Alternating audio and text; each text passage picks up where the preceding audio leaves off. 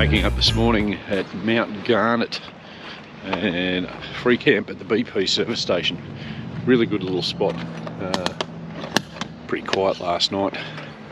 The BP provides a shower and a toilet, a Bay Marie, and grocery items and bits and pieces and repair items. So look after it too, though, people.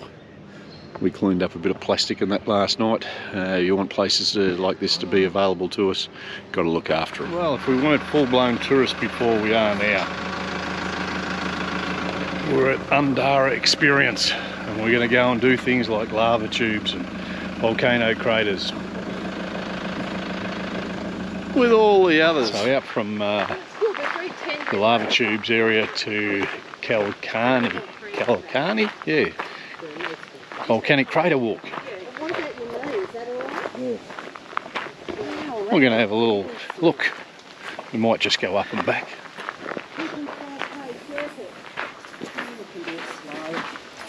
So 600 metres to the crater rim up the side of the volcano. So at the 600 metre mark, you're greeted with this view. So the volcanic pit, if you like, has been filled up with grasses and trees, so it doesn't quite have the same effect as, say, one of the ones down in Western Victoria or South Australia.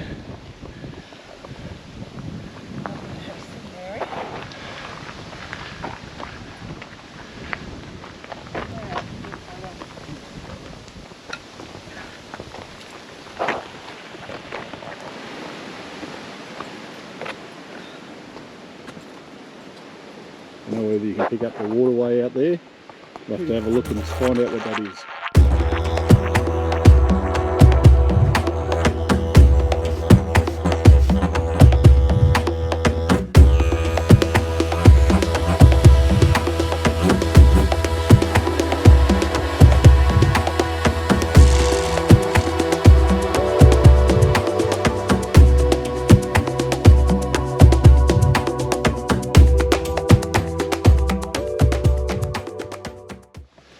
So there you have it, the volcano walk. Probably better off for the look out at the surrounding landscape than down inside. The look out is pretty spectacular. It's an easy drive in from the sealed road on the way to Undara Experience. There is facilities here as well, plus somewhere to sit down and have lunch. And well worth coming and have a look at the surrounding landscape. And we'll look and listen to the plaques around the thing to give you a good explanation about the landscape and what's going on. Lava tubes walk this morning, but there's a couple of the locals just taken off for the day. We're going to look around us. You would have talked about the savanna, about the trees, maybe about the grasses a little bit, and how that savanna is really good with fire. Fire tolerant, some of the plants even kind of being encouraged by fire. Now, if you look farther back, you can see the bush gets a bit more dense, right? So that's actually a hint what's happening. That's our rainforest. We call it a remnant rainforest, like remnant, like remaining. The fancy term for it, if you want to know it, semi-evergreen vine thicket. Okay? So, some really cool history happening in this, right? You have to understand how these tubes formed. And listen, it's a really unique thing that's happened here. In all of the lava flows we know of on the Earth, this is the longest continuous flow and the longest length of tube that we see. You got to go to Hawaii or Japan to see tubes, and they might not even be as long as this. So, Well, feel the heat, feel the warm air. Yeah, it's beautiful. I like the opening of the cave. It's warmer down here. it's a bit warmer, eh? Yeah. So that's one cool feature. You'll feel down, it'll be a bit smellier too, eh? So that's mostly the guano, but also just the moisture that your nose is picking up. No, it wasn't. Wow, oh, it's stinky. Yeah, there we go. Exactly. What is the, oh my Once you have to feel that water, let me know. Is it warm? Is it cold? water? Lots of it. Gin clear. Look at it. Look at the reflection.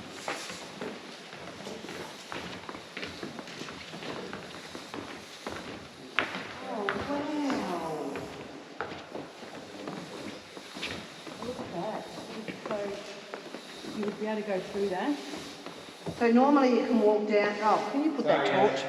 Normally you can walk all the way back there. So Yeah. after that constriction, there's a whole other amphitheater.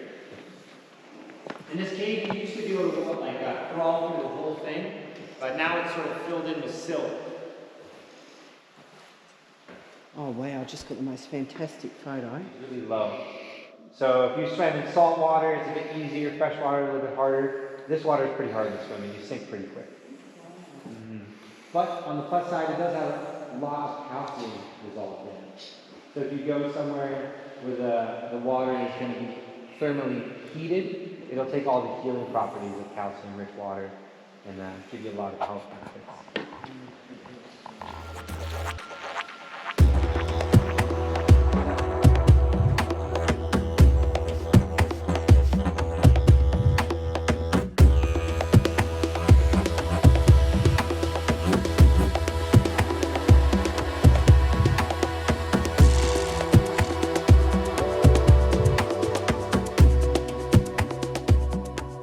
True depth of it, you have to sort of in your mind's eye imagine the floor coming underneath, just drawing sort of a symmetrical tube. Yep. Yeah, so it's a lot of silt, sediment that's accumulated over time back on it. It's all from one flow, but it's just like a good pint of Guinness. You let it sit for a bit and all the bubbles will move to the top.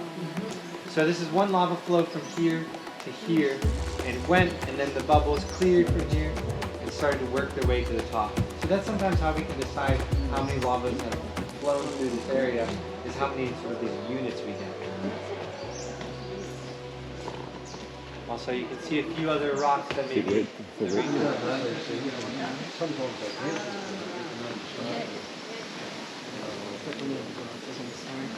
Yep, it's on. Oh, it's on. So it'll work when it's needed. Oops. Oh, it's all right. A few bones scattered about. There's some bones on top of that rock over there. That's mostly wallaby, wallaroo. So what happens is towards the end of their life, they come down here. It's a bit of a respite from the hot savanna sun.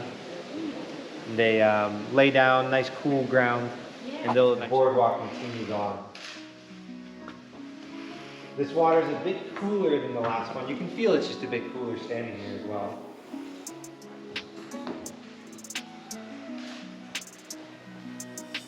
What do you think?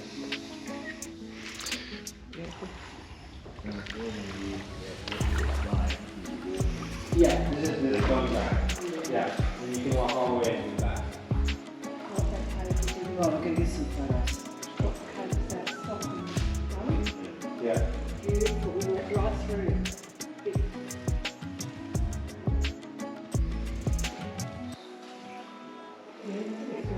Yeah.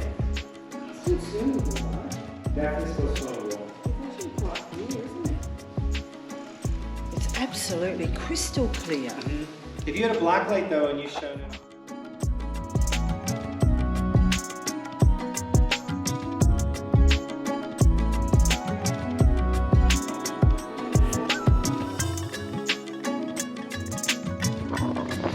So there you go, Undara Lava tubes. Unfortunately we couldn't walk all the way in because the water table is so high at the moment, but it's still very impressive. Make sure you come and do this one.